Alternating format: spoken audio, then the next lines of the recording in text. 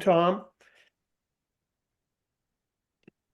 Okay, welcome everyone, and I would ask you all if you, looks like maybe Tom's in a car or something. Yep, No? I am. Okay, thank you for joining us, Tom. Um, I will ask for approval of the agenda today. So if anyone has an objection to that approval, raise your hand.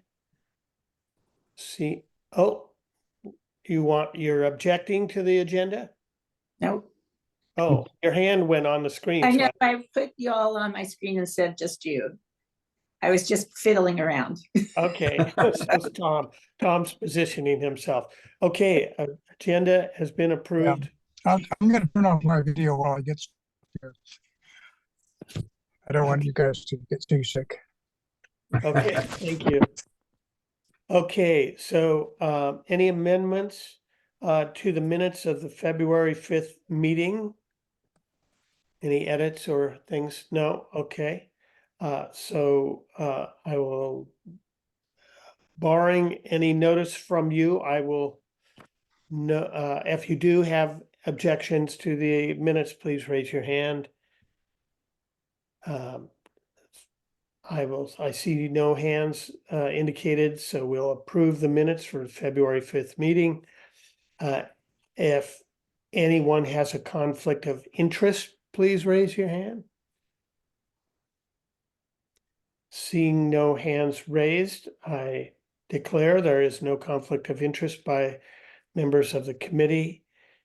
And the first order is to follow up on the icebreaker, the April, May, or the indications of when people feel like they would most likely attend a meeting. So, Lori, I believe you did some analysis of that, and Jeff did also. Well, just I noticed that it was a surprise to me because the most people said that they would attend a meeting in April and May, and I had thought the summer months would be more likely. So that to me, that really gives us an impetus to get going on at least the first meeting to really Yeah. try to get something organized so that we respond to their input. Yeah. With you being gone and just seeing how quickly we all move, it seems like May is a reasonable time to target. That would allow us to have the March meeting. Isn't there a meeting at an NCA general meeting in March? Or is there May. April? No, it's April. It's Labor or Memorial Day weekend. There's a small board meeting in March, but there'll probably be a newsletter in April, but the first meeting with the general public is Memorial Day. Well, what about the NCAC? Oh, NCAC, I see. No, that meeting's in April. NCAC. That would be when? That's in April. So That's we could the second Saturday in April. So we could have the public meeting about the community plan between that meeting and Memorial Day, and then we could report on the meeting at the NCA meeting Memorial Day. If we want to try to keep to that schedule of responding in a Timely way. if we want to try to respond to the input that we got on a time frame that we might be able to actually perform. Yeah, no, I think that's a good plan. I'm not sure Go ahead. if other people had, I'm trying to think of how I responded to that question. One, and I had kind of a hard time kind of keeping up with the timing. It seemed I was kind of rushing through, and I may have been one of the people that submitted at the end because I just submitted, I think, without even responding to the last question because I didn't have time. But on that question of when you'd rather meet, I guess I went down and I remember thinking, well, yeah, I'll meet this day, these days, you know, these are all fine. So I clicked on the first one, which was the April, May. And then I couldn't click on any more. Oh, interesting. Well, I'm And thinking, so my response to the April, May was because I was answering yeah to all of them, and I never got past the first one. oh, So I don't know if that's the case, but to others, I mean, I'm pretty inept at stuff like that, so maybe it was just me. well, if we also think about the fact that we talked about having a firm plan that could actually be voted on and finalized in October. If we had a public meeting in April responding to this first survey, and then we did another one in, say, July or August to follow up, because we certainly can't do all of the different topics in one meeting. Right. Or even if we skipped every other one and we did April, skipped May, or did May and skipped June, however it works out. So say we did early May, then skipped June, and then we did July, and then we skipped August, and then we did September.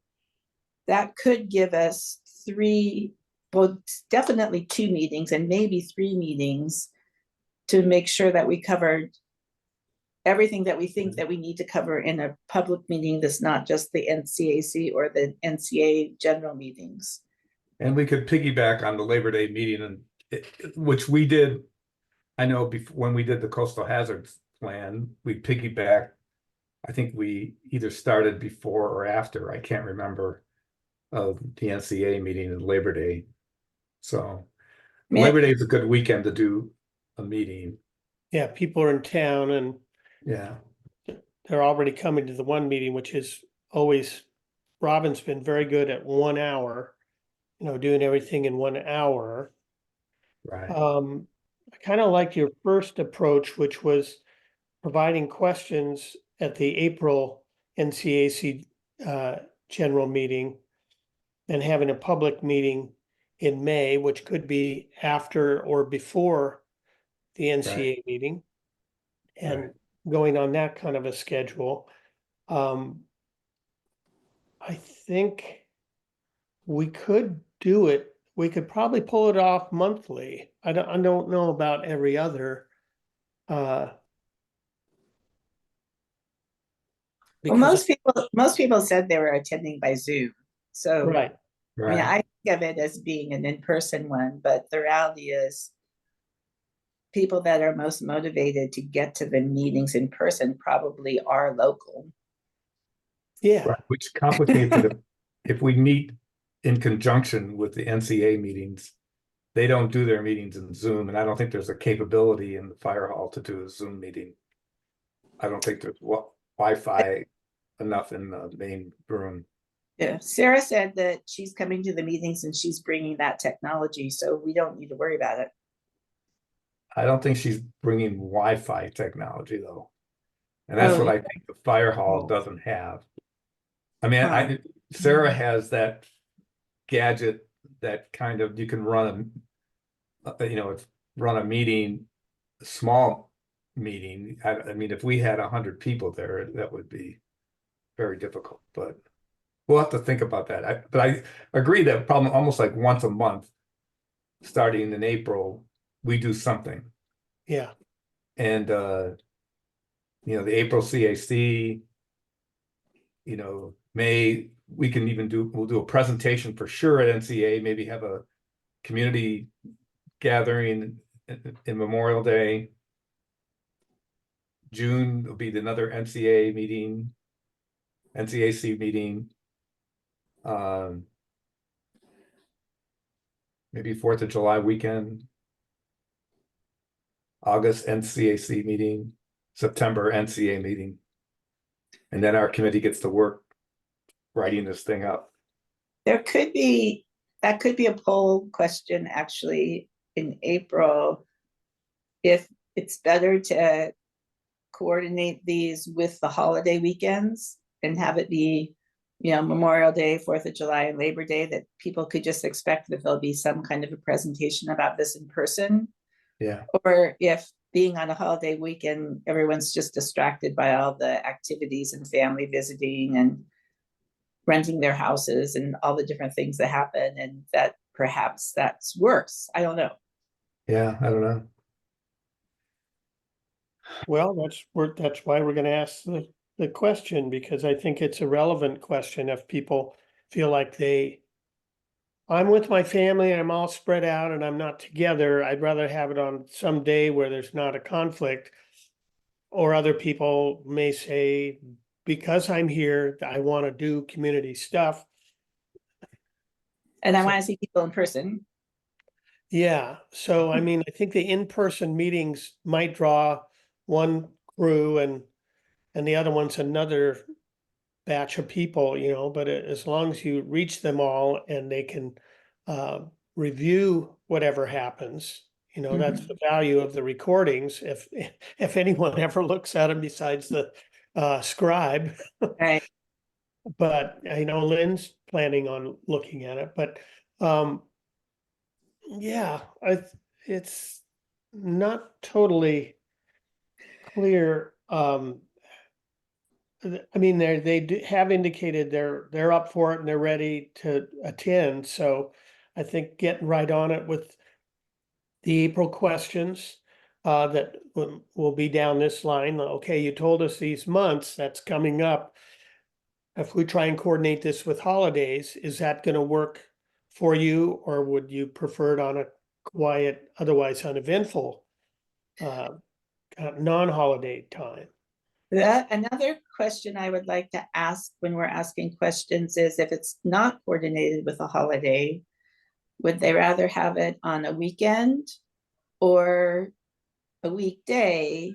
And then with both of those things, is morning, afternoon, or evening best? Yeah. Like, I'm guessing if they say weekday, they'll say evening. Right. If they say weekend, they'll probably say morning or afternoon. But I was surprised before, so I could be surprised again. Well, Alexis did ask that question. Are you going to have meetings when people aren't working? Yeah. A weekday in the afternoon it doesn't work for many people who are working. I get one other thing would be, if we're trying to just make sure that we do something for everyone, if we had one on a weekend,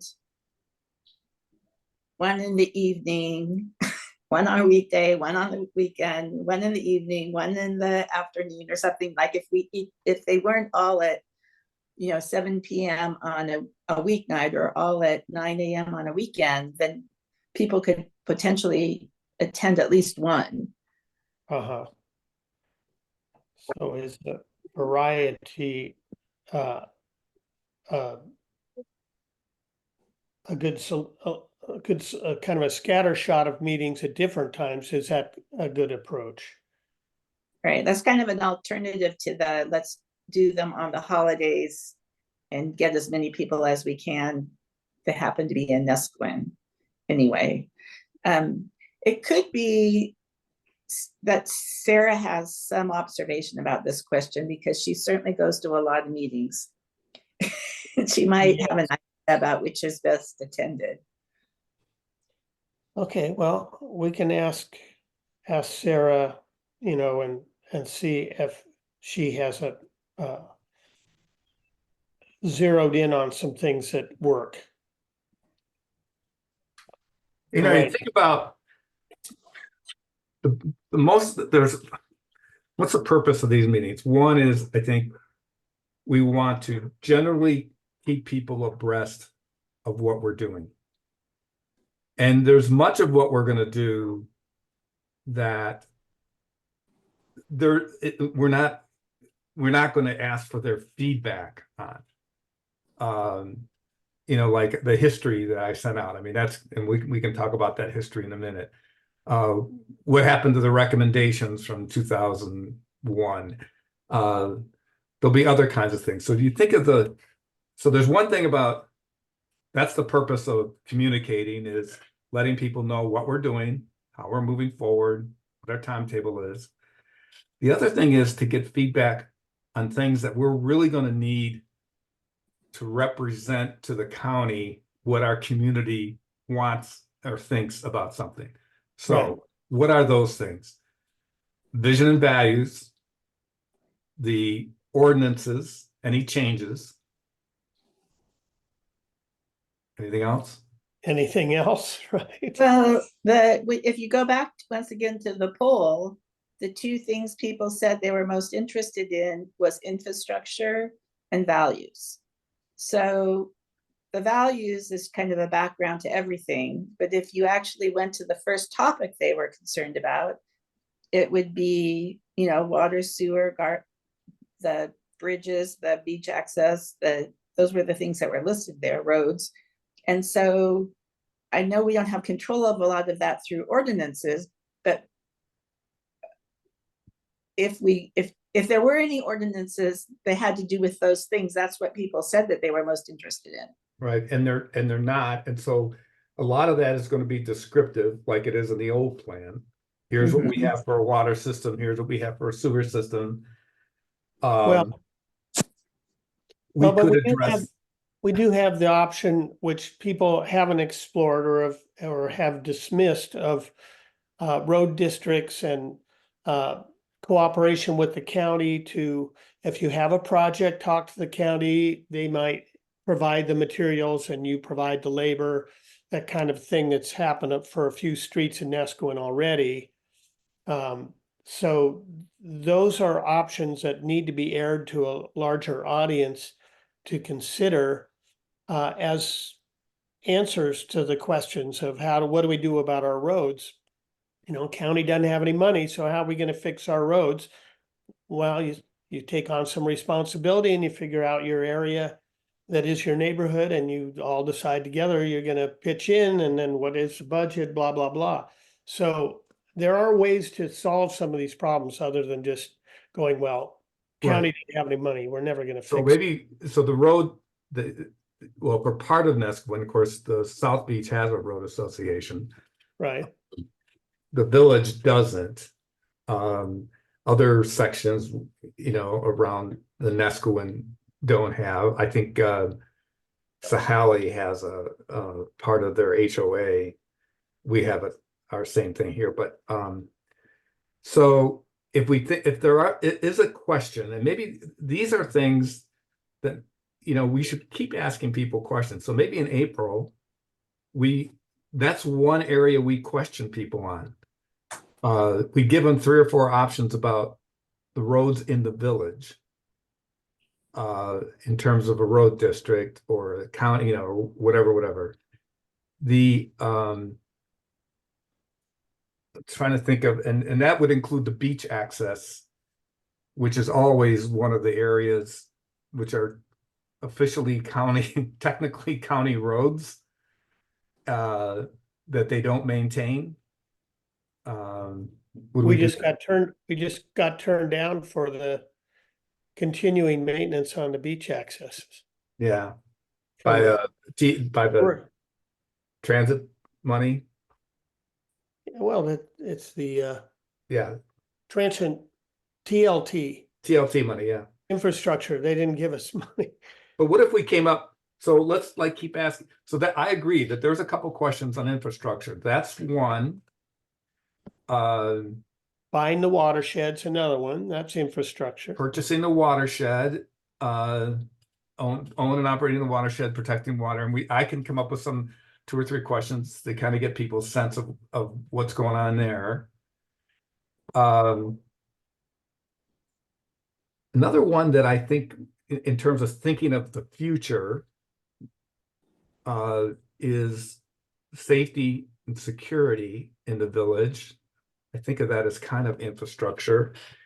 And I know there was that proposal for an extended sheriff's district that didn't go far. But that's another thing just to kind of get a sense, is that something that the community should continue to pursue, is an extended sheriff's district to increase our safety security responses here.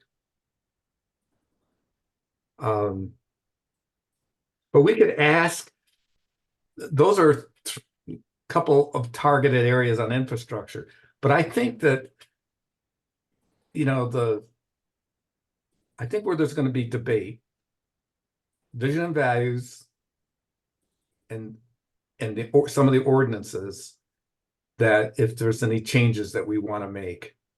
And I still haven't, I mean, I have not gone back and looked at I've looked at the recommendations that came out of 2001 with changes of ordinances.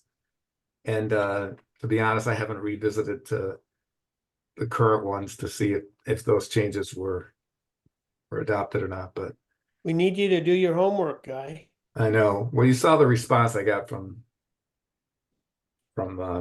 Sarah. We can talk about that in a bit, I guess, too. Is that on our agenda? So the zoning things that were referred to in the original document, the 2001 document, refer to zones that are, all those Nesquin specific zonings have been changed. Now, if what they've been changed to, I don't know, but I know that we now have a set of Nesquin specific zones, Right, residential and all those things. It's right, NESK dash Right. whatever, RR. So it's been at least addressed, if not to our satisfaction. No, what the recommendations, Tom, out of that 2001 thing were mostly involving conditional uses in those zones. Okay. The county actually, every community, every unincorporated community in Tillamook County got to have its own zones, and they're all coded by N. Ours are, NR1, NR3, that kind of thing. But the recommendations they made were to cut out some of the uses that were allowed conditionally in those zones. And that's what I haven't checked on, but So do you have a copy of the old zoning Yeah. stuff? yeah. Because that's where I stopped. Well, okay, it's different, but I don't know how. Yeah. No, I could, and I'll do that. And just to finish that, so I went through, and I think I sent you all a copy, or at least Jeff a copy. I pulled out all the recommendations from 2001 that made sense, or that I know that could still be there were some recommendations about erosion control and I can't remember the other one. But anyways, the county addressed those a while back, and I know that those are no longer, we don't need to talk about stormwater and erosion control and developments and things like that. But I pulled out everything because I think it's somewhere in the appendix, we have a section of, here's the recommendations that were made in 2001. Here is here's what happened to those recommendations. I think And that would be really valuable. Pardon? That would be really valuable to me. Yeah, and so I brought that to Sarah, and I said, it would be easier for me if I sat down with one of the county planners, land use planners. They know this stuff without even looking it up. I says, and sometimes it's a matter of interpretation too. I said it would be great if I could sit down with somebody and go through these things, and we could put a response down, and the response would be accurate rather than me coming up with it. And she seemed to think I was getting ahead of the wagon here or something, or whatever the term is. Couldn't figure out her response. It's like, well, we'll talk about it today. And I didn't understand that, because I was like, wait a minute, and she says, I don't know. I ran saw the response, and Well, right, it doesn't make sense, because this is what we're doing now. We're trying to get our work Yeah. so that we can present in a coherent way. And if she says, well, you're getting ahead of the horse ahead of the cart or something, yeah, that's what we're trying to do. We're trying, not in a dysfunctional way, in a functional way, yeah. know the gist of the material that is going to be adjusted or has already been adjusted and we don't need to deal with. So Right. I did. So we have to define the cart. That's right. That's right. Yeah, I think we both got it backwards. I think it's the cart in front of the horse. There you go. That's right. I want the horse in front of the cart, and that's what we're pushing. That's what I thought we were doing, but I guess not. So Okay. anyways, I need to talk with Sarah more about what was on our mind there and why we can't work and get this thing done. But that's something in the appendix that I think we'll do again. And there's something we can let people know that's what we're doing. That's not going to be up for discussion. I do think there's only a few things that we're going to have debate on. And I like the idea of having a couple meetings, different things. Let's say we do, within a week, we do one in person, at the fire hall or something. Come on, give us feedback on vision and values. And then we do one Zoom on vision and values, so we try to cover both groups, people who are at a distance that can't make it here. And we just have like a listening session. We put out a draft. I think they got to respond to something. We put out a draft of vision and values, and we ask for some feedback on it, and we do it both ways. Huh, Mhm. that's an interesting approach. So we, instead of having one meeting in two mediums, which to me sounds like a Hard. nightmare. Yes. I'd rather have a public meeting and then a Zoom public meeting, and Yeah. one kind of feeds the other Yeah, way. exactly. as we have I- some results. Yeah, I think Sarah might have a problem with it not having any Zoom, but what I've seen happen in several groups is there's a public meeting, there's a Zoom camera on. The Zoom people know it's a public meeting, they don't get to talk at that meeting. And then there's a separate meeting that's a Zoom meeting that's really targeted for the people that are on Zoom. And also the public can come to that meeting, but the public people don't get to talk unless there's time at the end, and then it changes. And so the people, because the technology and the way that people get involved is a little different with the two technologies. Yeah. And so there's a way to allow people to be present, but just know if you're not present in person, you don't get to talk, or if you're not on Zoom today, you don't get to talk. And then I don't know if it has to be that way, but I think that I think Sarah's going to tell us that they have to have some access no matter what. Oh, I think it's the part of the open meetings philosophy. I know that everything Okay. that the bylaws subcommittee does is Zoomed.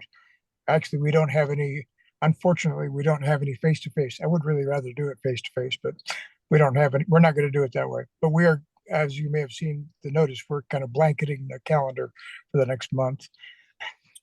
Yeah, I'm gonna jump in here as the communications person. I think the idea of having multiple meetings is definitely the right direction, and like, in fact, yeah, I totally endorse that. And I would say have an in-person meeting which is hybrid, and do allow a comment period for people who are zoomed in, but like make that like I think it's okay to say, like, we value resident, like people who are able to get somewhere in person. We want to give them the opportunity to have a real conversation, and then have another meeting which is only Zoom. But just be really clear that those meetings are peers, that the input from both meetings is equally important.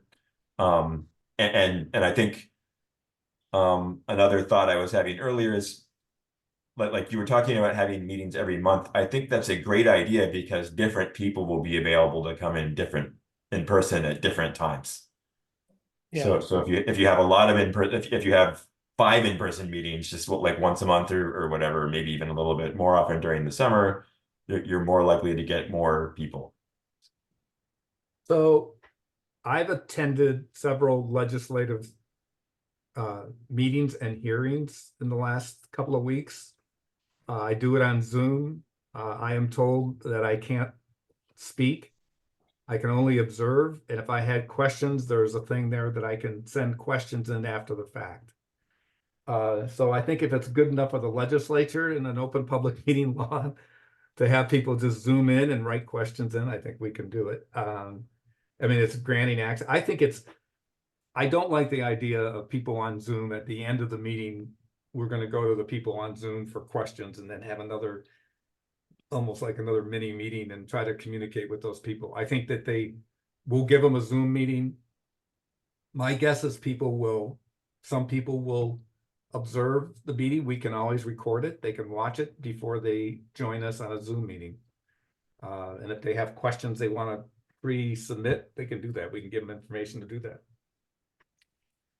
So, You'll have a learning Okay. opportunity to see how well Zoom led feedback sessions go. We're going to do one real quick.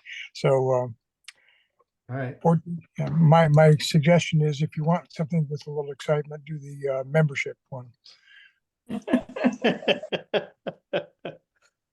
Yeah, When is that, Tom? Next week? Or no, March, isn't it? Yep, it's coming up. There's two. Yeah. And I think the first membership one is Saturday. Is that right? Yeah, Saturday. This Saturday? Yeah, I'm looking forward to it. I am. Mhm. Do you believe me? well, I have a proposal for that, I think, but I'm not sure. how I you might can have to go to the second meeting. pitch it. Well, there's going to be 2 meetings on members. But they're separated by weeks. So if you want something on members, send me an email. I assume you have my email, tom@scipe.us, and we'll get that added to the conversation. I just updated the members presentation based on feedback we got at the last meeting. And so it's very different than presentations I've done before. So it would bear looking at it. So I think it's revision 19 now. Wow. I And we're sent- liable to have another one before the meeting. So Yeah, I can I do sent another one. Nancy my comments. Oh, A okay. week ago, so hopefully if I'm not around, which I may not be on Saturday, she'll have them, but. Okay, Could you just forward a copy of that to me so that I make sure that I Sure. get it? I will do that. And your last name's easy to remember because Brian Sipe was a quarterback for the Cleveland Browns. True, but he spelled his name correctly and I don't. Oh,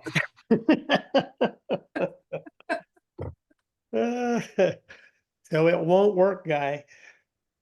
I guess not.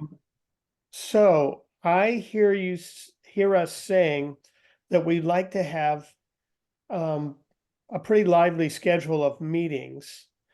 And that let's see, what did we end up with? We ended up with live meetings with no talk by hybrid attendees. And then you do have a second meeting or you don't?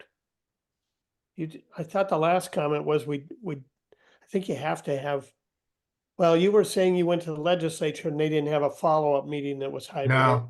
No. Huh, Well, it was just a hearing. I mean, these were Okay. information and actually information sessions and hearings both. yeah, well, we do polling and we do a lot of interaction, so. The Zoom people either need to be able to talk at the public one, at the in-person one, or they need their own meeting. I mean, you can't not have the Zoom people be able to freely express themselves. So what But about the chat? Well, Guy was just saying that he didn't want to have the whole public meeting in person and then at the Right. end, basically have a second meeting for all the people that Right. have given their comments via Zoom, which Right. would be chat or verbally.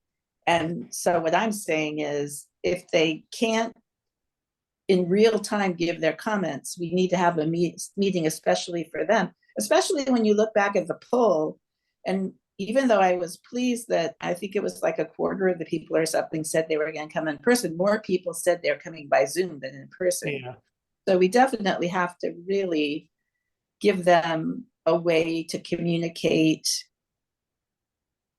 And the hard thing for me about Zoom is letting people actually talk back and forth as opposed to just give their 3-minute written presentation. mhm. And that part is easier for me in person. On Zoom, it just seems like people write out their thing or they just give their rant and there's not really a give and take. The give and take would be awesome if we could inspire it in some way. And I'm not a facilitator, so I'm not quite sure the right way to do that. But I wonder if we have a facilitator in our community that would volunteer Good at to, that's good at that, that could get more of a conversation going rather than just a whole bunch of one-way presentations. Theoretically, Sarah was gonna play that role to some degree, but I'd prefer if we had that happen from within the community. Tom, what, did you have something? I'm sorry, just got distracted by a text from someone. Okay, And I missed that last little bit. I'm sorry. well, I was just saying I'd prefer to have someone within the community be the facilitator. Sarah said would be willing to play that role, but I would prefer if somebody here did. I can do that sort of thing if needed. Yeah, Uh, well, I think it's a valuable role. I mean, I think I have facilitated things in the past, but I don't know if I'm the the ideal candidate in that role. And it may be good to have the chair not be the facilitator for an active discussion. But yeah, I can see your point on that. And that's what I was thinking of when I semi-volunteered. I think I did. yes, I think you've done it again. I need to keep my mouth closed.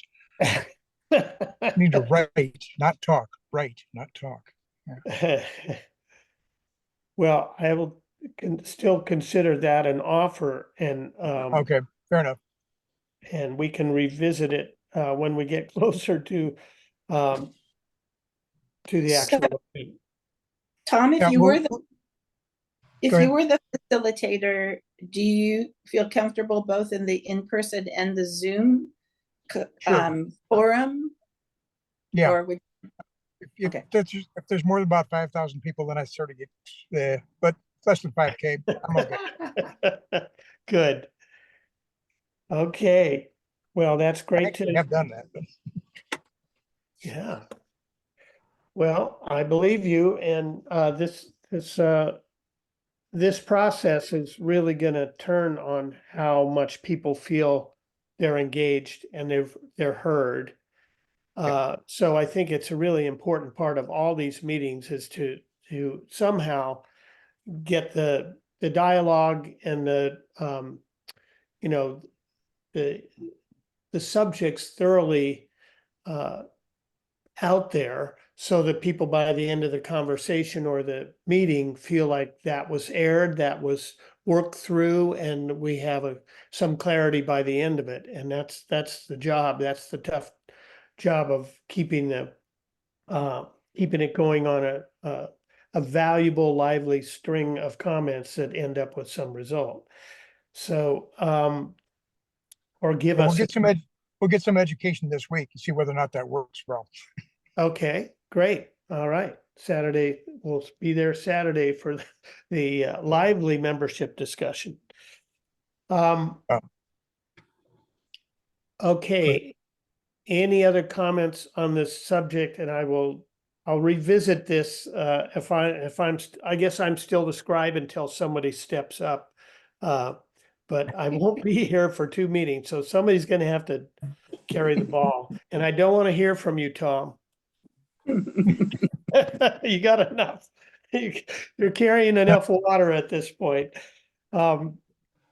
Okay, so back to the agenda. We will I'd say at the March meeting, and we can discuss this either amongst ourselves in our small groups. Tom, you're kind of left out on the line. We have Lynn and Guy and Lori and myself, but I'm happy to have a one-on-one with you as well on any of these subjects.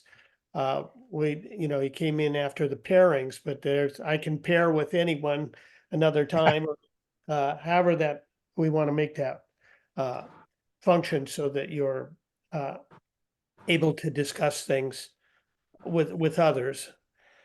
And so I think I understand enough about what we're going to do to move on to the next subject, even though this does seem like it's kind of floating a little bit. And we do need some kind of Sarah buy-in here. But I have heard her say about the hybrid meetings that if you do one, you kind of have to do the other or do them both at once. So Should I, as an assignment, make a potential schedule, just a suggestion for a schedule? yes, Then at our next meeting, and I can distribute it to Jeff. And at our next meeting, we could just look at it, just so there's something tangible to say this works, this doesn't work. This should be the poll question about it, whatever. yeah, and I think you and I can meet for what our polling questions will be for the next opportunity for that, and or the opportunity we'll create to have that happen. So in- on the polling questions, just to follow up on the last ones and the information we got, we asked two things. One was logistical and one was conceptual. And I would like to do that with the next set of polling questions too. So we do a logistical ones about weekdays, weeknights, weekends, kind of a thing. And then the other one, since they said that the two top things had to do with vision and infrastructure, it would be great to figure out a polling question about at least one of those, if not both of them. So if people would think about what questions would be valuable for, because it kind of needs to be a question that gives some information that we actually can act on. So I felt like we could act on, this is my most important thing, the vision and the infrastructure. That gave us like, okay, let's do the first meetings about those. Yeah. So if we asked a conceptual question in the poll for the next meeting, what information could we ask that we actually could act on? And I'm not asking you to say right now, but just for our next meeting in 2 weeks, it would be great if people had some ideas. Yeah, no, that's something we should do, and I like that approach on a regular basis to give them the nuts and bolts and then a bigger question. So we'll sort that out. Yeah, One of the things that we would need Jeff's help to do this. We have essentially about well, there's only really two residential zones that affect the immediate village area. We've got a couple of Nesquin residential zone that are more on the east side of 101. What I'd be interested in is if we list all the outright and conditional uses for each of those zones, and then have them set up in boxes. So you would say yes, yes to the use, or check the things that you want removed. And that's what actually the 2001 people did. I don't know how they did it, because that's what their recommendations were. We think these uses need to be removed from these zones. Well, I hate to say it, but I'm fairly familiar with the text map. And I bet by now. and I know where those zoning descriptions are. I wouldn't mind going through that for my own purposes of understanding. So I could pull that out. And Well, I think it's going to be part of the document, I think. Sure. So my question is that really, can we really do something as complicated as that in a polling? Or is that really going to be more in some kind of a questionnaire or some more detail? Are we still planning to do some kind of a more detailed written solicitation of feedback.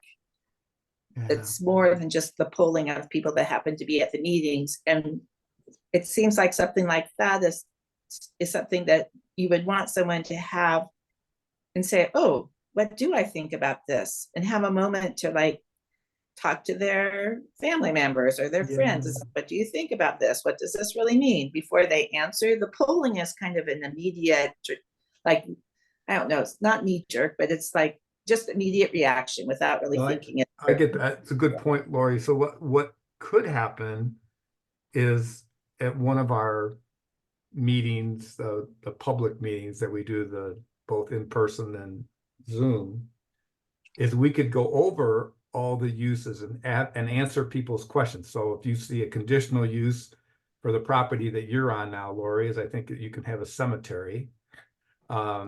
And you may say, was that really true? I mean, if I wanted to tear down my house and sell lots, you know, cemetery lots, well, yeah, you could, you know, according to the conditional use. Oh, there's other restrictions. I'm being a little facetious here, but we could put those out. People could ask questions about it before we take a poll. So everybody has an understanding of what does this mean? Can this happen and under what, and then have Sarah or me or somebody explain the process. Outright uses are just outright uses. There's no process. I mean, you can do whatever it says under an ESCO and R1 or an ESCO and R3 or RR, I think it's RR2, RR10. You can do whatever it says outright. The conditional uses, there is a process. There's like 4 criteria to approve a conditional use, and people need to understand it. So if you wanted to do a cemetery in your lot, you know, people would go, oh, wait a minute, there could be a cemetery there. Well, no, here are the 4 things it has to meet before, you know, Lori and Matt can have a cemetery on their property. So you're right. I think rather than just upfront do it, I think we would have a public session on that. Answer the questions, explain it. Then at some subsequent point, maybe even then, I don't know, get people's opinion, what they think. So I'm going to observe that once people answer a poll and they get the results, you may get a whole lot more people involved than there was before. So it's Yeah. going to be an iterative process. Yeah. Yeah, that sounds like a hole that we could go down and spend a lot of time.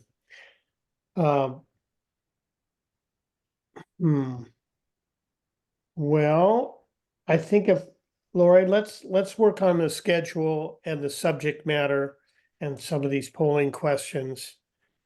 And then come back in, I guess it's 2 weeks, so in the next meeting, and have that to put out there and share and see what we get from the committee. And then start putting those on the calendar. Well, Jeff's gonna talk to us about the calendar. That's just our regular meetings, I guess, so we could, but I do think we want to get going in April and May here.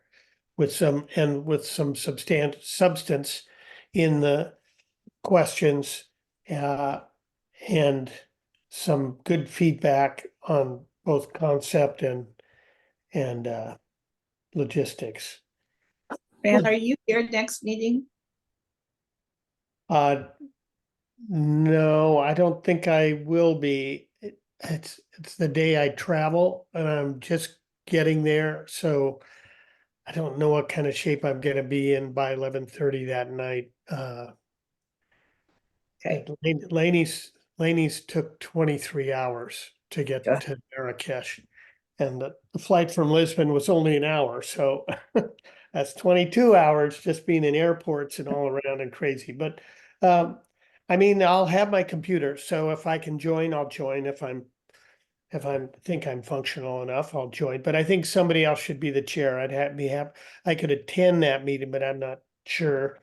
And then the second one, I'm also traveling that day from Portugal to Spain, which is less of that's not an hour, many hour thing, but so I'll probably make that, but I may just be on vacation, not attend the Sometimes meeting. it's hard to concentrate. So we'll see how The it goes. problem with the problem with the next meeting is that I have a medical procedure on that day. I'm Okay. meant to be done by that time, but I have no control over that. Yeah, So, yeah. so if Post-op is I'm not not there the and most you're not coherent. there, I'm sorry. I hope that goes very well, and we won't expect you unless you are able and are coherent. I expect to be coherent, well, as coherent as I ever am. But there may be a quorum issue. Or maybe what? A quorum quorum. issue. I see. Well, Lynn. Yeah, well, I guess there's always the potential for that, which is this pretty small group. Yeah, 50% So, plus one. well, keep in touch about that. I could be somewhat there, even if I'm less than coherent, but at least I'd be attending. So is there a process to change the date of the meeting if we decide, like if, for instance, we decided today to change the date of the meeting to make it work for Tom, Uh-huh, is there a process to do that? it's just notice. And we're setting the dates today. I sent all the dates. They all work pretty well relative to holidays and things. I went through to September. And so it is on the agenda today. So if we do want to change that meeting, so it's not in conflict with Tom's schedule, I think we could probably just go to the next day or something. We can look at it together. But I'm up for that kind of minor change, especially now because this is something we're just doing. We've set every 2 weeks, but if it's 2 weeks in a day, because that makes it work for everyone, I think that that's reasonable, and we have time. We have more than 2 weeks notice, so it should work. Shouldn't be a problem, and that is down there on. I don't know, Tom, would you be okay with having a meeting the day after your procedure? Sure, no problem. Okay, well, it's the last thing on the agenda today. So let's, I'll just look at the next meeting. It would probably just go to Tuesday. Well, Okay, for that matter, we could, if you really want to do this on your vacation, we could do it for the next 2 meetings. I personally would not want to do that on my vacation, but if you want to, we can make Well- the next 2 meetings to Tuesday. You get extra points if you do. Uh-huh. you can what? You get extra points. Okay, I'll put next You 2 shouldn't. go from a Monday to a Tuesday. We're gonna drive Jeff crazy. We just figured it all out. Now we're gonna change it. But does changing the meeting 4 weeks from now solve any problems? The Well, fact that that's Rand 'cause- be present. But Rand, you're not going to be present on Tuesday either. Well, I'll be much more, I will have much more potential engagement if I haven't been on a plane for 22 hours. So Well, the next day, That's March 5th. What about the March 28th? No, 18th. So what about March 18th? 19th. Which one do you want? Because Monday is March 18th. Right. So if Rand is better able to attend on March 19th, then of course we should change it. But if you're on vacation both days, then is there a point? well, I'm on vacation, but the question is, for one, it's 8 hours later, and the other one had to do with traveling both those days, which kind of did, you're looking for Or were you traveling on March 18th and it's also? all confusing, whereas the next day Yeah. you'll already be there. He's So traveling on. it would, Okay, got it's a it. pretty easy Sorry. solution, I guess, that I didn't think of. Maybe I was looking to get out of it. I don't know. But I think both Tuesdays would work better for me and they work Okay, for Tom. So I think that makes sense. sure. Okay. then we can notice that change. Guy, do they work for you? Yeah. And what, I guess we need to check with Lynn and make sure she doesn't have some, weekly Tuesday engagement that. Does anyone want to do that before I send out the email with the new dates? Yeah. She's watching her grandchildren, but yeah, we'll And I know contact- somewhere in here she's having her hip replaced, and I thought it was March 4th, in which case the quorum issue is live, so. So does somebody have a text number they could text her right now while we talk about the next thing? I believe I do. I looked it up in the community guide, Oh, the NCA's valuable community guide.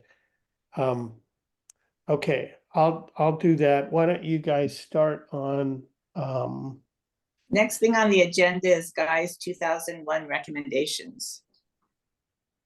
We already talked about those, and Okay, Okay. then after that is the Guy and the historian. oh, there you go. so. We had, I reached out to Stephen Beckham.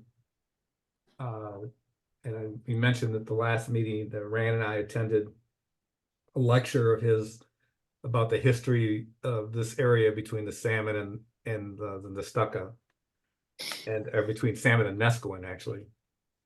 And I had the idea, I guess, of sending him the current, what was written in 2001, or approved in 2001, written in 99, of the history of the area.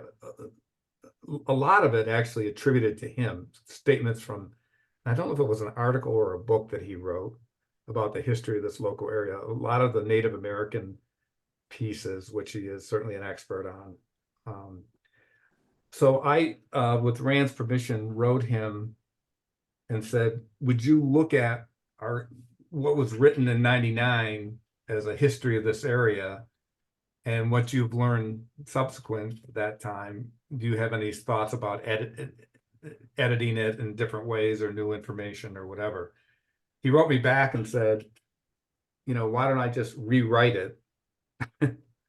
So I said, sure. He did. And sent a copy, and I think Jeff sent you all a copy maybe today, because I just got it. I got it yesterday, and he made some corrections already and a couple of little things, and sent it to Jeff again. My thought is, I've only gone through the beginning of it. I don't, in some ways, I'm struggling with, even in the first quarter or something like that of the document, that of editing it down, are people really going to get into some of those details? But then again, it'll be in the appendix. And people who are really interested in the history will read it. People who are not, that won't read it. But I think, as Lori points out, and there are just several things in there that there might be difference of opinion.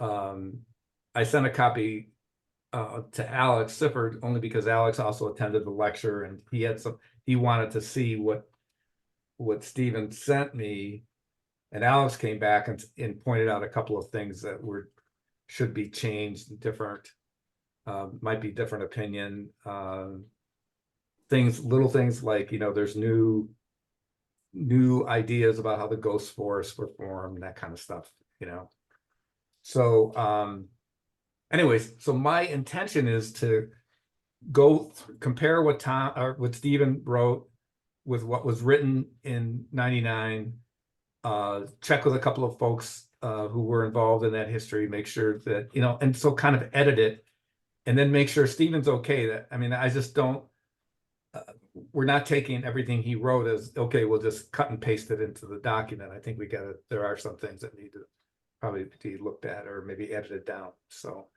I'm working on that, but we got a good base, and Stephen seems to be very cooperative and quick to respond, and I don't think he'll have a problem of sense of authorship of, oh, it's got to be all my words or nothing, so they certainly picked and choose.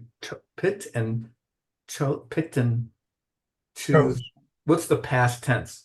Chose. 99, they picked and chose. No, picked and Well, chose. Anyways, it of says, stuff of Guy, his. in there that some of the quotes of Beckham were from Beckham's conversations with Frank Boyden, and Frank Yeah, sharing that. So this is definitely more definitive. And the valuable part to me was they actually provided some information about the Native Americans who lived here and what, how they functioned in this place, how it worked for them. And that's something that was pretty much missing. And I still would like to get more specific information about that beyond Beckham as a source, but that's another. Anyway, I have an I'm still- overarching question. Pardon me? I have an overarching question. Does that Okay. really belong in the community plan? I've read the other 4 that I was aware of, and they have brief history thumbnails. Nothing nearly as extensive as what we have, much less expanding on what we have. Yeah. It feels like a separate document to me. That's Those why other I- community plans are half the size, maybe less, of what we have. Yeah. Well, I do like the idea that it is available through this, but I don't think it needs to be front and center. I think that it could be referred to and available, but not necessarily right in the narrative. Yeah, and at best I see it as in the appendix. Yeah. And not part of the plan. We're not taking it up for a vote or anything like that. Yeah, that's the thing. If you put it in the document, you're It's gonna gotta have be people approved. voting on it. Yeah. it's And then true. you'll have controversies that you don't really need. And so maybe there's a way, Tom, like you said, it's all gonna be online anyways, and we put links to it, just Yeah. say, here's a link, as well as like the geologic description of the area and stuff like that, those can be links. I agree. And if we want to simplify the plan, shorten it up, and that's a good way to think about the plan. What are the things that people are voting on? Maybe that's the only thing in the heart of the plan. Everything else we put either as we put, if it's essential, in the appendix, if it explains something we're voting on, or we just put links in it online. And so we have here's a link to the history, here's a link to the I area completely- description, blah, blah, I blah. completely agree we should do links. However, remember that links are time box.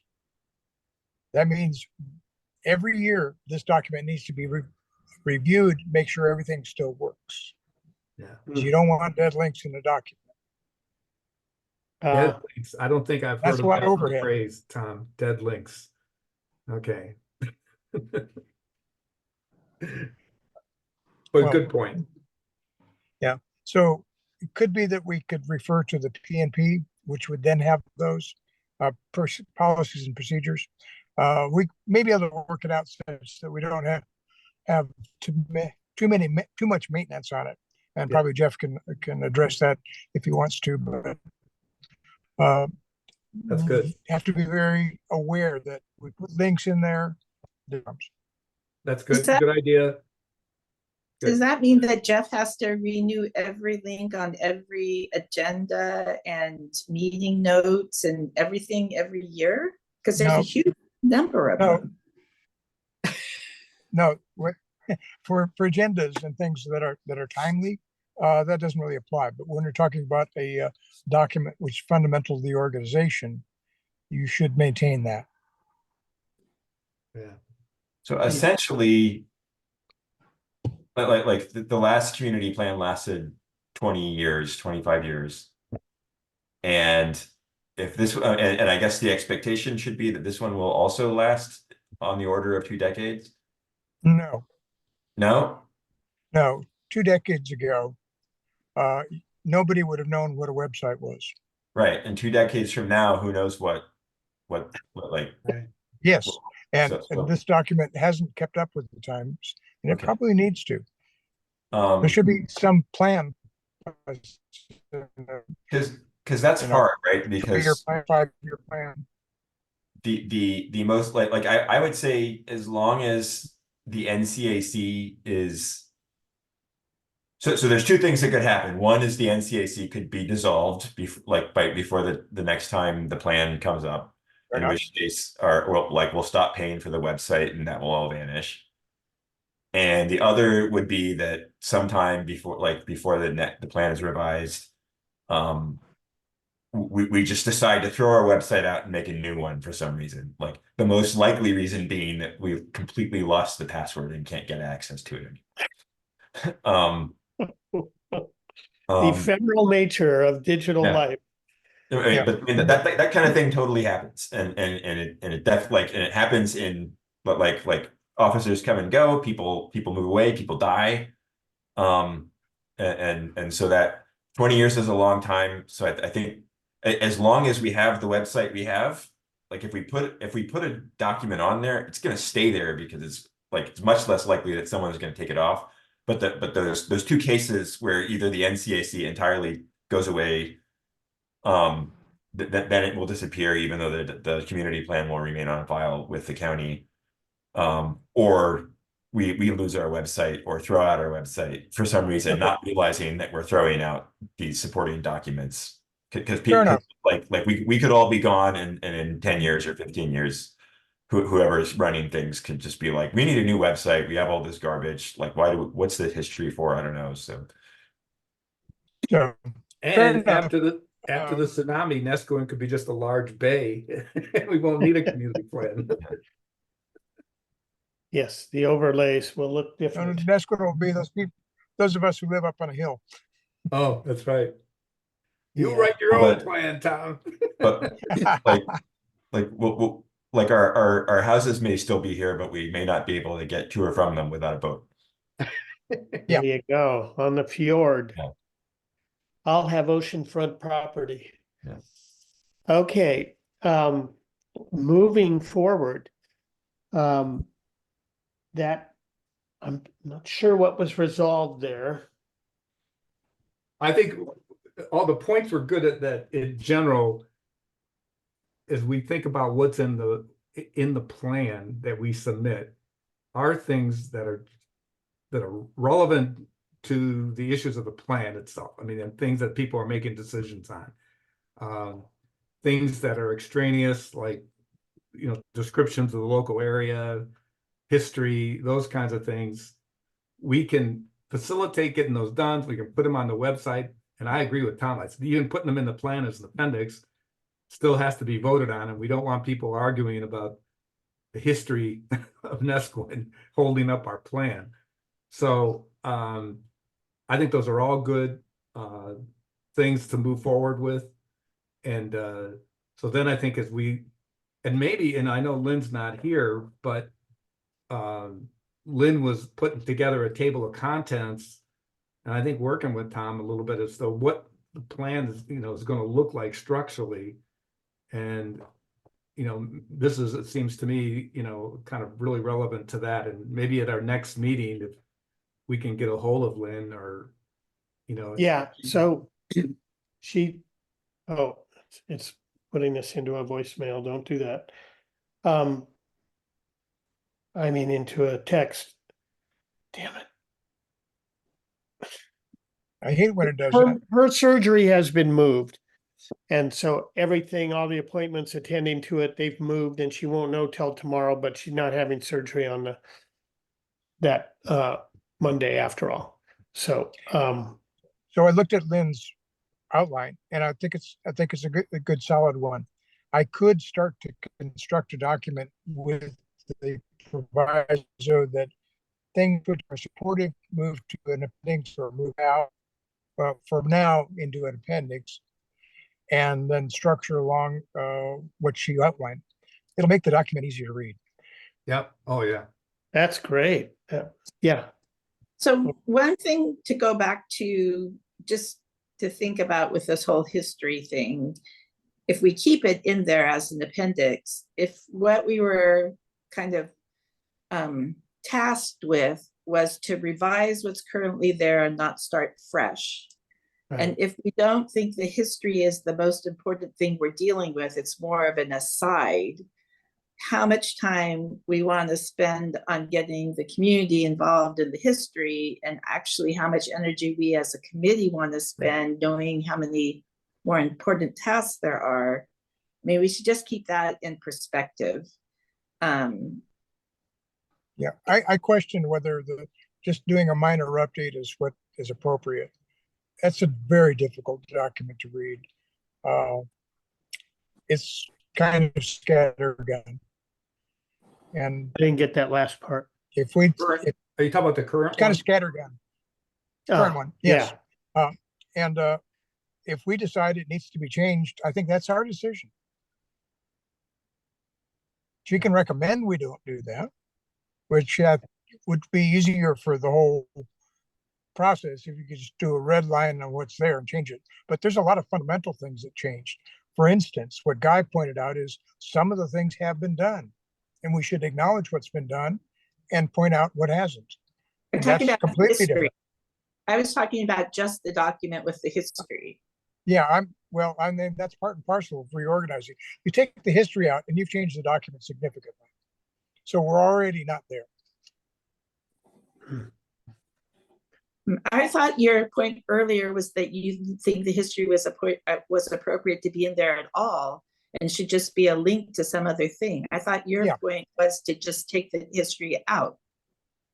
Well, I was speaking in terms of living inside that document. It's not in that document, so it's somewhere else. It'll have a home. We don't want to lose that information. Absolutely. I was quite interested in it. Not what I wanted to read at the time, but it was interesting. So yeah, we're not going to throw anything away. Okay, that's not what I understood you saying before. Okay. So Right. which part of me did you misunderstand? Well, I thought earlier you were saying that history was an interesting document, but it didn't belong in the plan. And the idea of putting it as an appendix was questionable. Yes. And I guess, okay, so, and then I thought that I heard you say that it was hard to read and we should just start over, more like the approach. But if we're starting over on something that's not even going to be part of the plan and we have these important things to talk about, is it really a priority? Pronouns. Use a pronoun when I shouldn't have. Okay. The history should be a standalone document, in my opinion. And the original document, the plan itself, is hard to read. Oh, okay. So I didn't identify what I was talking about. The history is hard to read. Okay. I think Stephen's history, at least the parts that I'm up to, I think 1890 or 1900-ish or something like that, is very readable. I mean, he's a historian. He's used to writing articles and books, and that's certainly an improvement. I agree with Tom that the old history it jumps around for me. It's too much. And certainly Stephen's more complete. By the way, when you talk to him, if he's got any pictures would be great. We're gonna Sorry. have a picture book coming almost roughly at the same time the plan is done, that Stephen is working on with a group of people here in Neskowin. They're gathering photos from all kinds of sources. Great. Hundreds And, of, it's going to be kind of a coffee table book, and Stephen has agreed to write captions for the pictures. And Rand and I have seen some examples of it, and it's just amazing some of the things that they're coming up with. So there's going to be, the history is going to be supplemented by this book. And we can point to that when it comes out. Okay. So when we're done with this, I have a publishing package I can use that would put that together. Yeah, I Oh. think, do you know Cameron Nagel? Nope. Okay, I think he's going to be the publisher. And he has a lot of software kinds of stuff and experience. He published a magazine for years, and Publisher's different than- okay. We're getting Blah, blah, too blah. deep into this Sorry. subject that is Stop. not relevant by proclamation, and now but I will tell Cameron that you have some publishing Software. software that could help them out, because I know that that's the next step once they get it organized. Okay. Yeah, So- give them my contact information and I'll respond. Yeah. Okay. Okay, so Lori, we've been working on the values. We shared Mhm. it was confusing initially, but Lori honed it down to just the questions and the elements within each value. I'll let you introduce it, Lori, the way you organize it, because it's valuable to hear how you did it. Actually, I'm trying to find it here. Okay. Have we got a copy of it, Fran? Well, I we sent it out to you. Jeff, didn't you send it out? When would that have come? Wait, which thing? Lori sent the values document we've been working on, and I put to be distributed, but maybe you didn't Let's see see. it. Yeah, I sent everything. Let's see. Let me just check, and I will send it out if I hadn't already sent it out. or can you post it? Can you just put it as a screen share? On the screen? Sure. Let me find it though. Okay, While he's looking, we do have a library now, and it's populated with some documents. We should have on the agenda next time, how we want that library to be organized. and that's a Google library or something? Yep. Okay, Just like the bylaws. okay.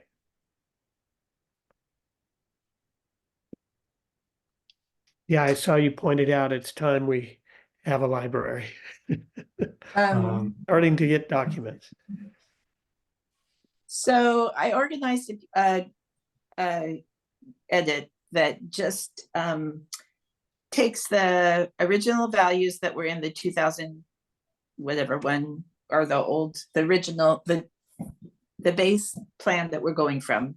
Right. And then we added the potential of starting from those emerging trends and issues that we want to deal with, a preferred vision for the future, and an action plan to fulfill that vision. And it's very basic. The things could be added or subtracted from that, but it's a start to a potential way to make the vision very succinct. Right. And I always get confused, are the values based on the vision, or is the vision based on the values? You have to have a vision before you create the values. So this actually, it goes back to the key values that were part of the 2001 plan. Yeah. So we're Right. starting from those values. I guess this first draft doesn't say how do we want to change the values. So that could be, I mean, definitely would be a question for a public meeting, and could be a question for some kind of a written response from people. There it is. Yeah. Okay, keep going up. So those are the values from the plan, mean- and then Down means up and up means down, I guess. Right. Okay. So so where it says new is okay. That's not what you in the want to look at. original document. Yeah. Right, so that language, if you go up to the current values just a little bit, scooch up. I'm sorry, scooch down to go up. So here are the values from the prior, a place where all these things, and I really, Guy, we've talked about this a number of times. These all seem to apply pretty clearly.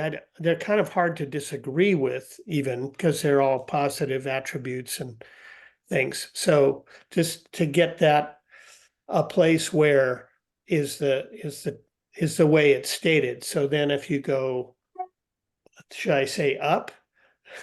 To go Um, down, let's, Yeah. thank you.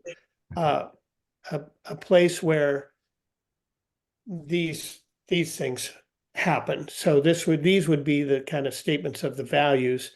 And then the emerging trends and issues are things that influence these new values or make it important that these be included. You can take the time to read both those, maybe go down, which is, no, up, which is down again a little bit. Yeah.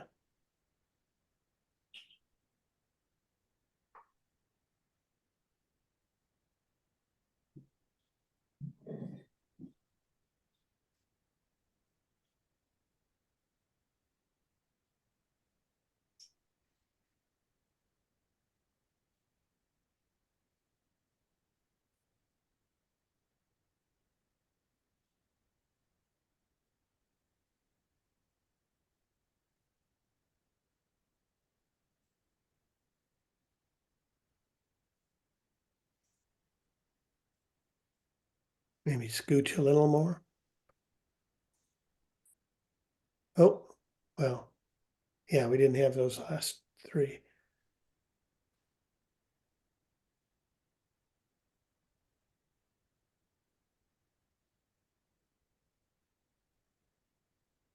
I guess, Okay, so that's where we are. So these are all, of course, open to debate or editing or additions.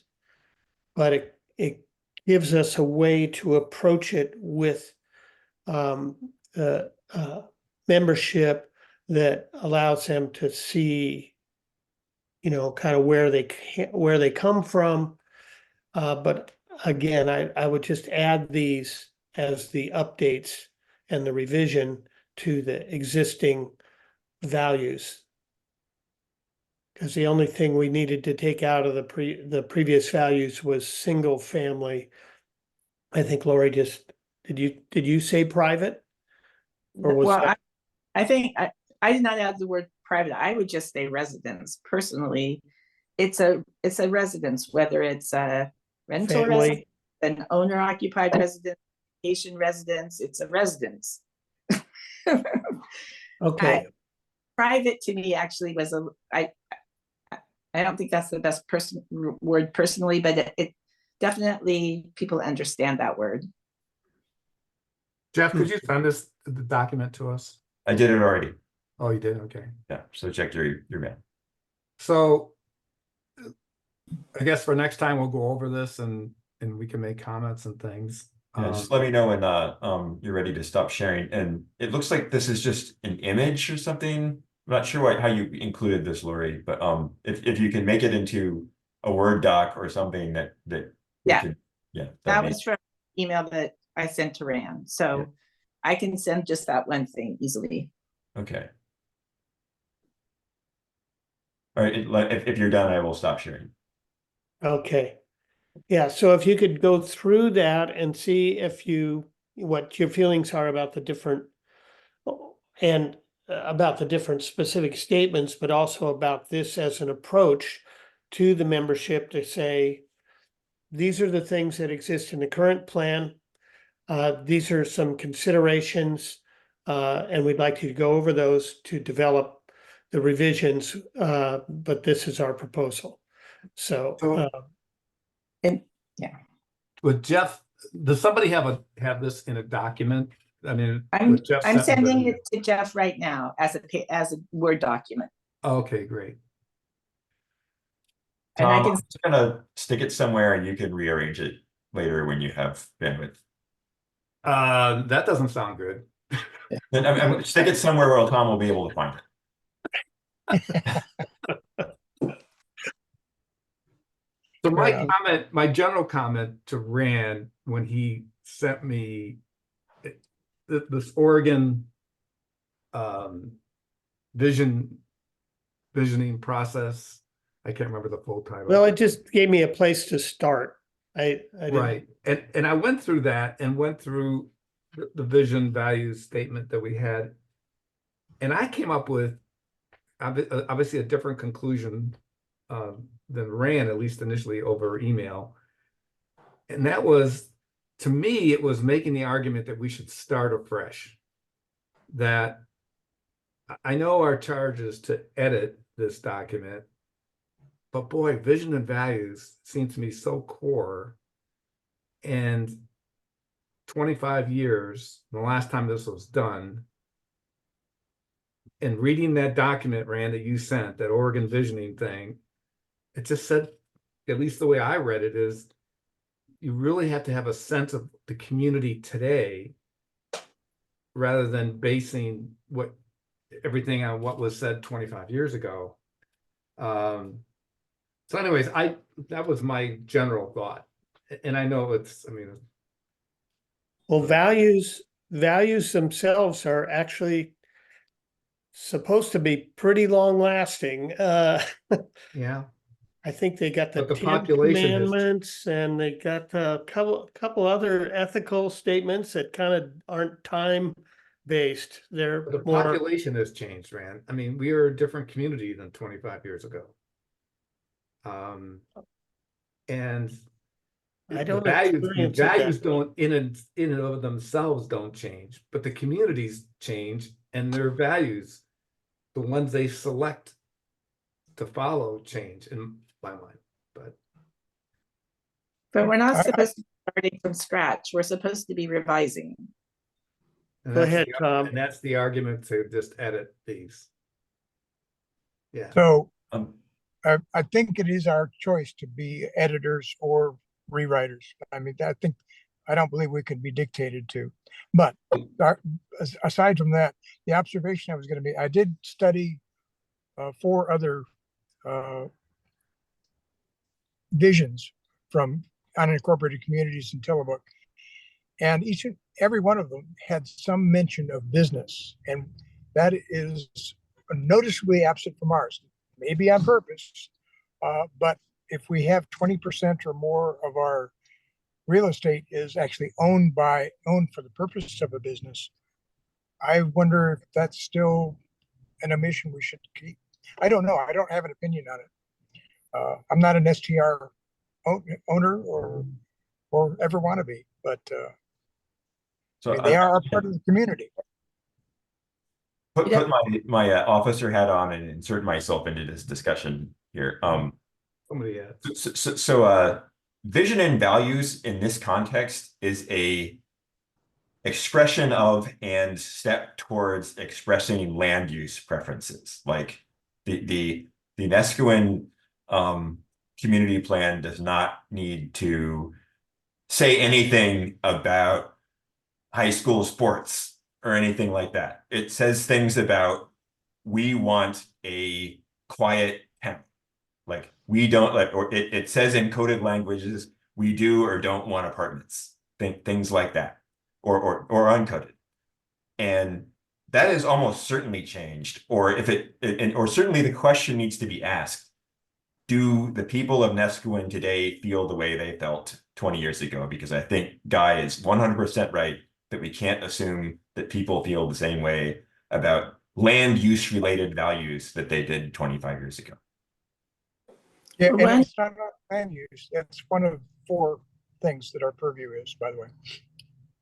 So I agree with you. one approach would be to just, rather than speculate, do people agree with these or not? At the very Include beginning them. of the process, put each of those value statements out there and do you agree? Do you disagree? And just, find out if 80% of the Yeah. people don't agree anymore, or if they do agree. And then you could ask an open-ended question, which would be very hard for us to manage, but we could ask an open-ended question. Are there 2 values you would add to this, or are there 3 values that you would add to this list? Yeah. And Would put want to those limit out there and What's- let people What's respond. missing? Pardon me, Tom? I'm sorry. I keep stepping on people. Just ask what's missing. Right. What's missing? And however we do it, I think it needs to be somewhat open-ended for people to add or subtract. I mean, we're gonna get, even if we do as you guys, let's just say we put forth an edited version of the values. We're gonna, we could get pushback anyways, no matter what. But I Sure. think we have to communicate to folks when we put something forward. We're asking for their feedback on each of these. And I like Lori's idea, are these still values that you see for Nescolin? And then ask, are there other values that we're missing today? I think that's a good approach. I mean, if you go back to the concept of the way kind of community meetings used to be held, where they put up big pieces of white paper, and I mean, I could imagine in the old times, like each of those values being on a piece of butcher paper and people being given little sticky notes, and you went around and you put your yes or your no, or you change it this Yep. way, something, and then some facilitator would read all of the comments, and then you get a hand vote about that you basically agreed, or you totally disagreed, or whatever. And I don't know how you can do that in the current world, but if we could do something like that said kind of two-step, like, what's your first impression, what do you think about this, yes, no comment, and then the second step of, okay, this is what we got for the responses. Does any of this feedback change what you thought? And I just don't know how much capability we have as a committee of 5 people to tabulate that and process that, and then move on to the other topics that we need to do by October. I mean, there's a part of my brain that's kind of practical about timeframes. I'm used to deadlines and things having to be done, and that. So, but in an ideal world, I would love to have that happen in that way, where we got feedback about each of those values, and we got people's buy-in to it, or what they suggest that it be changed, and then a second round to let people evaluate that. But I don't know. I guess I keep going back in my head about it. It's a lovely idea. Is it practical? We're back to the survey idea again. Jeff, have you ever used SurveyMonkey? I have not, but I don't know that we necessarily get any benefit from using SurveyMonkey over using Google Forms, which we have baked into our. Okay. So. So would it be possible if we just did something focusing on the values, and I guess I don't know Google Forms, and get the kind of information we just talked about in a way that we can calculate it and give us a readout of what the responses are. So meaning, like, list out the value statements that were in the old and give people a choice. Yeah, like we could totally get good information about that. And I don't know how many there are, but we could also do it in a poll in a meeting, but then you might not get like good information. So we could do some of the old values that were there. Yeah. The new values that are being suggested, Lori and Ran, and then space for people to add values if they want. In a Google form, which is, by the way, how we did the STR survey. Yeah. I think we could put something together that got us the information that we wanted. And is there a way that you can get calculations off of that? I mean, like what Lori said, we don't want to spend our time it dumps into basically a spreadsheet. So you need to do the work on the spreadsheet, but I don't think we're looking at doing super hard stuff. So I think it should be fine. Yeah. Okay. So the confusing part about using commercial use of residences is we've been told that commercial, even a business in a residence, somehow is not a land use issue. Oh, it is. Well, then why aren't they businesses, and why aren't they only in places where businesses are allowed, so Well, it's, there's restrictions, so if you go to our we don't land have to use. go down this rat hole, that's Okay, okay. all I'm saying is that there are allowable uses for certain types of business, even in Nesco and R1. Really, Cottage industry stuff, foster homes. Yeah, there are Okay. several business type activities that are allowed in Nesco and residential area. so, This is a little bit of a digression, but the issue of how we solicit feedback seems to be very important to Lynn. Like, she was very concerned about how we ask questions and how we tabulated it. And so she definitely needs to be part of any discussion before we go too far down the rabbit hole of actually producing a document. And so I don't know who the right person is to talk to her about that between now and the next meeting, but I'm concerned about her feeling comfortable with how that's done from her past experience. Sure.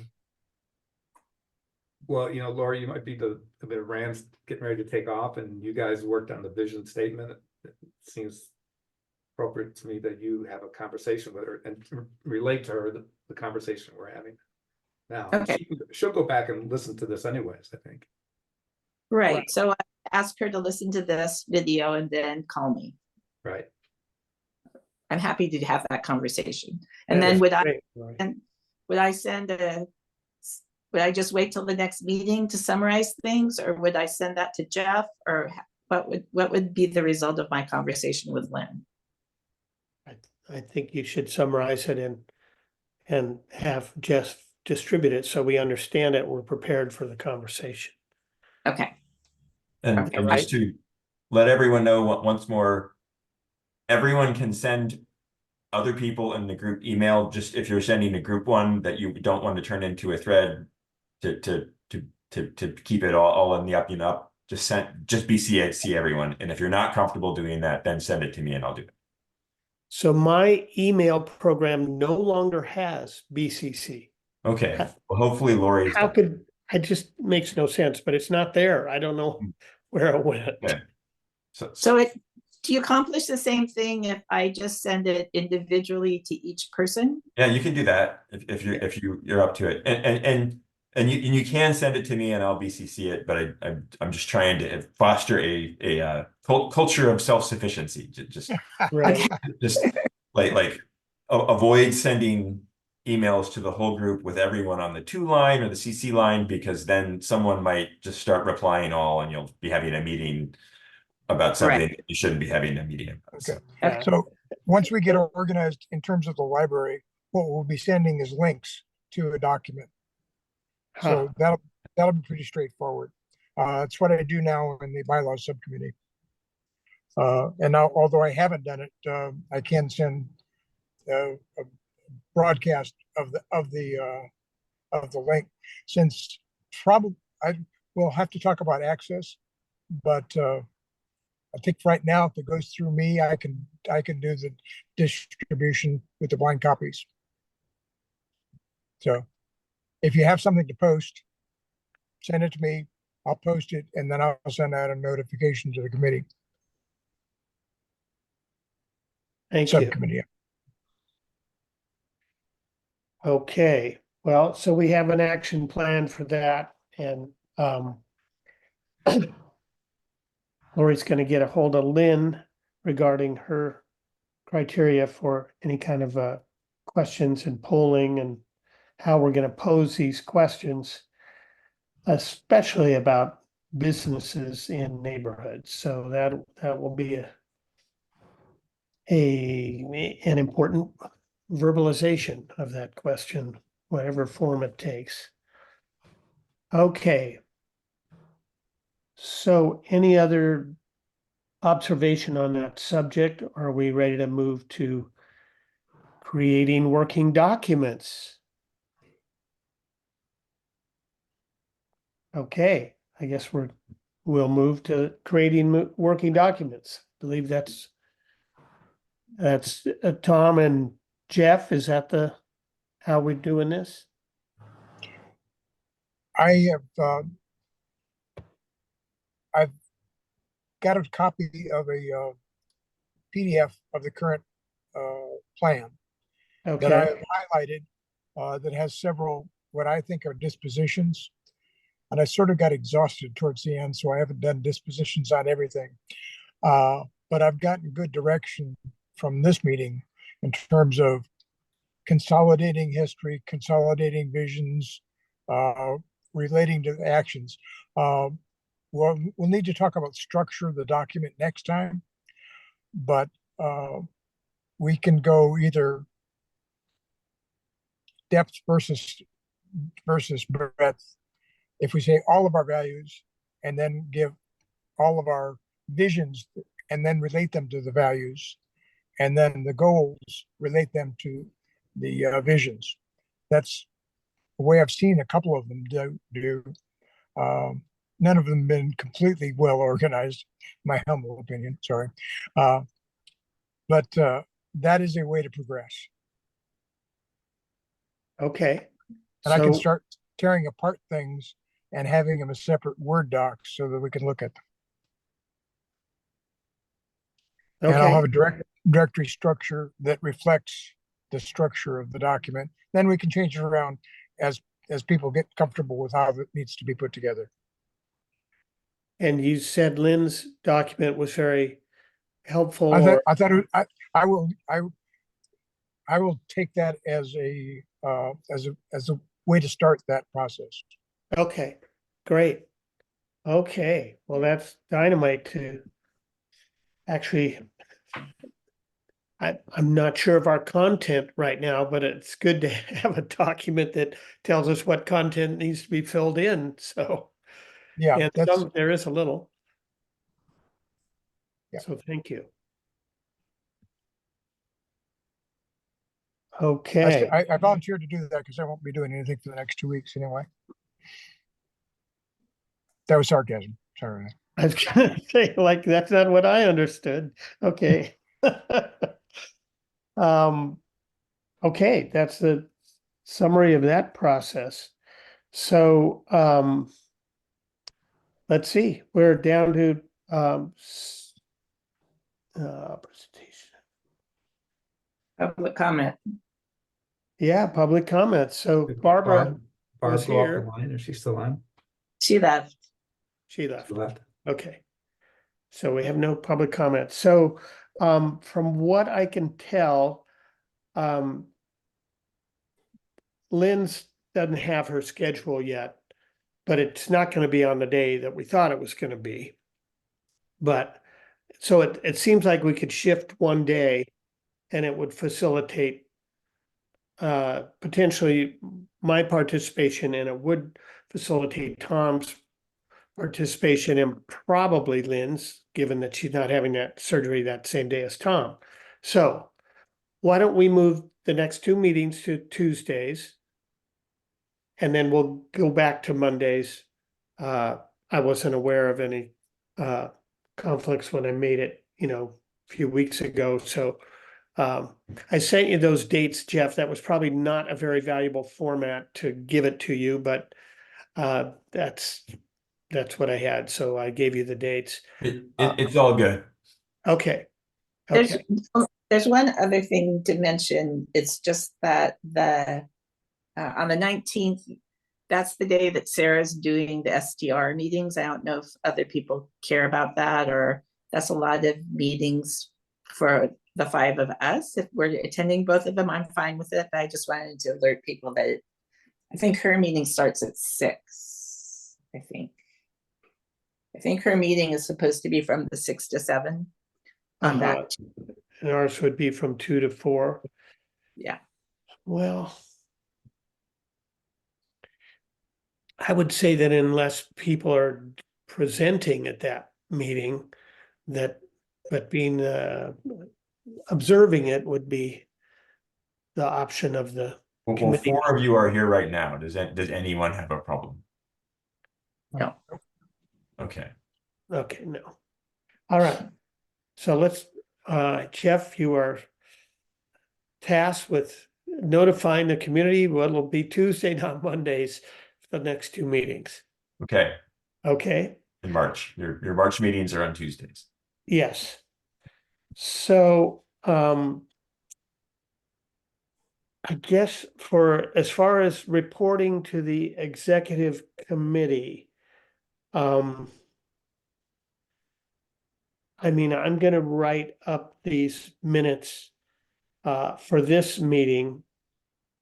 And then I will I will not present all the minutes from the meeting at the Yeah. executive meeting. I will pretty much update that we are making progress on both the implementing ordinances and the a schedule for our meetings with the community in both, so hybrid form, and we're seeking information from Sarah as to what we can do or what we must do about meetings, but that we are scheduling them, and they will either be the form of live meetings and hybrid meetings, or some form of that, and be on a pretty regular basis beginning in April. Some will be simply with questions asked, and others will be more open-ended. So little, so given that the communication with the officers is meant to be two-way, I would phrase it not so much that you are reporting, but that you are sharing what you thought you came up with in this meeting and saying, officers, do you have any thoughts about that we didn't think of about, because I would say the plan to have some like some hybrid meetings, some just Zoom meetings, like that seems like a good plan, but like I would say, hey, chair, vice chair, does this, like, here's what we came up with. Does this sound good to you? Is there anything we didn't think of? Like that's the spirit that we should be approaching the executive meeting. Okay, so Yeah. you would like to be more strategic and find out if they agree with our strategy, or if they have ideas that would strengthen our strategy of Exactly. communicating with the public. Yes. Okay, And I think that's probably the most important thing that you talked about today to take to the executive meeting. But you might take like probably the big discussion about history. I don't think that's contentious, but maybe the vision and value statement, you want to bring that up and talk about what you're planning to do, that you're thinking about doing a survey where you ask people. That's a good thing to take to the executive committee. and well, that's tomorrow, so I don't Yeah. think we're gonna do any editing of the vision and value statement that Lori's already provided, but we might at least share that document as to indicate what it is and how we're approaching it, so that they understand what we're doing. I mean, I can talk about it, but I think it's valuable for Sure. them. If you Something. think sharing the document will help explain, that's great. So somehow label that as being like a first draft, initial talking points, something, because that's what it was. Just frame it like we're beginning the process. Here's our first cut. Yeah. Yeah, to just make sure they understand that that was like a first Shot. look. Yeah. Yeah. Okay. All right. Well, I will share that and see if we get what kind of feedback we get tomorrow. Okay. All right. Well, thank you all for being here. Tom, thanks Wait, for wait. pulling over. Agenda for next time. Okay. And I know Rand, you won't be here, but or maybe you will, because we're gonna do it on Tuesday. But Yeah, there's potential there. So we'll have updates. Guy's gonna find some time to do his homework and get some updates, and hopefully get help from the county Right. to support And all the the work that he's recommendations. gonna Right. do. and just to be clear, because I'm gonna go back and watch this videotape to make the agenda, which is why I'm making sure that we review everything. Okay. that this is the 2001 recommendations, that this is the continuation of that effort. Yes. Okay. So why don't we, I'll ask, when I speak with her, ask Lynn if she will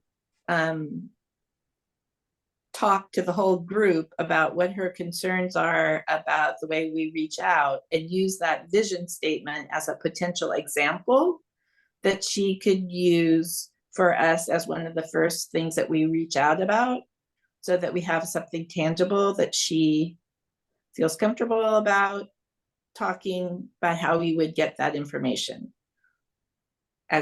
So when you put on the agenda that either Lynn or I will speak about the approaches that we need to take with the polling, Okay. and maybe Sarah too, maybe we need to get Sarah involved in that too, to make sure that what we're planning is going to be something that the county considers valid and that Lynn is willing to participate in. Yoke. And by then, I think Tom will have Tom, you said you would research conditional use, Well, or is Maybe, Guy Guy, maybe gonna- you and I can, maybe you and I can work together on that, Guy. sure. okay, that'd be great. Okay, and then Let Guy take the lead, though.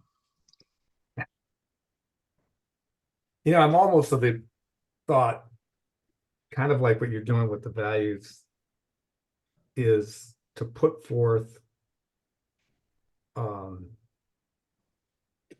of draft recommendations for the land use ordinances for Nescoin.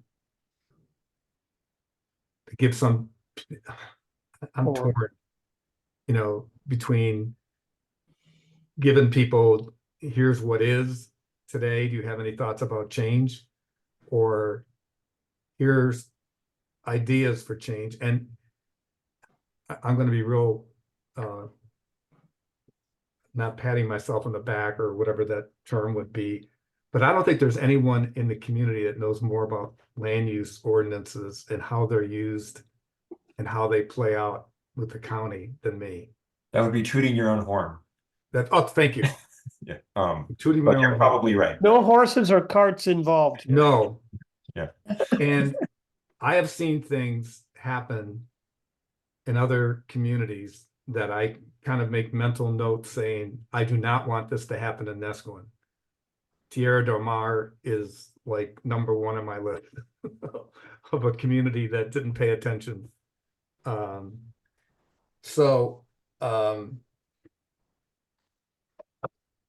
You know, in the spirit of speeding this up, you know, maybe Tom and I would go through all the ordinances that pertain to Nescoin.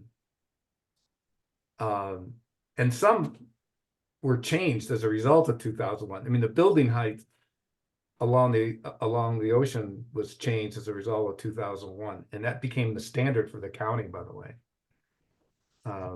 And how you measure it actually more as to how you measure the building height. Anyways, what do y'all, is it something we should talk about next time, or? Yeah, let's put it on the agenda. And the two things that I talked about also were organizing the website and doing the first pass at dissecting the document. I'll report on that. Maybe even something accomplished.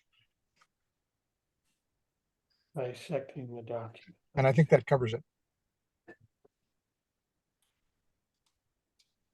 Okay, we got that, Jeff? I Between I'll us? go back and check the tape and write this down and then ask you for corrections. So Okay, thank you so much. All right. Well, I appreciate everyone being here and all your input. I think we are making progress, and we're seeing some stuff come out of here, and it is debatable and a work in progress. So thank you for all of that. And you ended on time. Ta-da! 4 o'clock. All right, meeting adjourned. Thanks, All everybody. right, thank you all. Thanks. Have a great Bye. trip, Rand. Okay, thank you. Bye.